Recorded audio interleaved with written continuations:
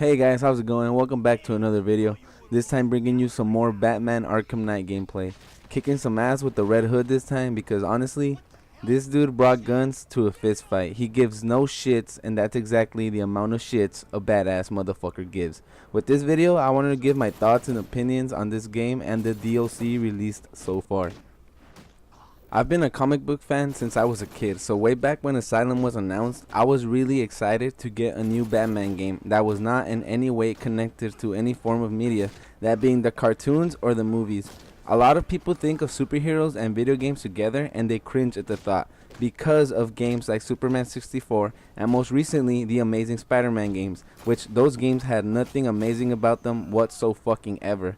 But I always had fond memories of Batman games being decent. They would never blow any minds or anything, but most of them, the key word being most, were pretty decent games. So when Asylum came out and I got my hands on it for the first time, seeing Batman fight like I always imagined it while I read the comics, hearing that familiar yet iconic voice after not hearing Kevin Conroy since the Batman animated series, seeing how freaking hot Harley Quinn looked in those glorious PS3 and Xbox 360 graphics, and yes, I realize that's a little pervy, but come on. She was responsible for thousands, if not millions, of nerdy teens and maybe even some adults getting a bat boner. And yes, we all felt a little ashamed, but at the same time, we all thought to ourselves, can you really fucking blame me? All these things combined to form what was then the perfect Batman video game experience. Now speaking solely about Batman Arkham Knight, I know we've only gotten a couple months worth of DLC and there's still more content on the way, but if the previous DLCs are any indication of the quality of those still to come, I would say we should be a little worried. That's not to say that the DLC is horrible, but at this point in Rocksteady's history with Batman, I would think it's only fair for us to expect more. Basically, it's like watching a Fast and the Furious movie and not hearing someone say, "one last ride." Seriously, at this point, that franchise could have another movie called Fast 10 Part 1, and the tagline would still be, "one last time." But I'm getting off topic here. Let's talk a little bit about the vanilla Arkham Knight experience, you know, the base game without any DLC. Overall, the game wasn't perfect, but it was still a damn good game. But I still feel like some of it was cut out to be released in DLC. Let me explain why. Before the game was released, they said that all of Batman's villains were teaming up for one night to take his ass down. But let me ask you this, what villains are working together in the game?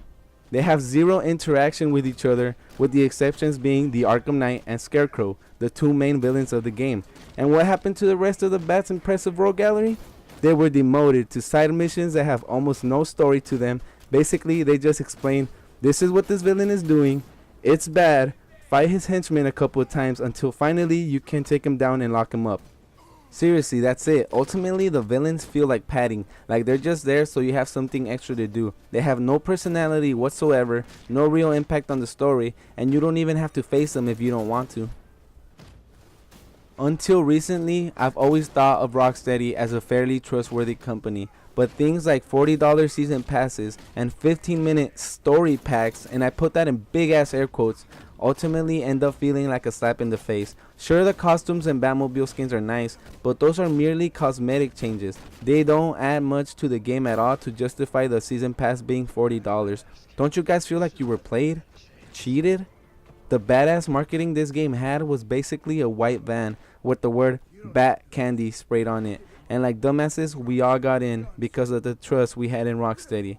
And now, all that's left to do is rub our swollen buttholes and avoid sitting down until it heals while Rocksteady counts their money. Thank you guys for checking out the video. I'll see you guys next time.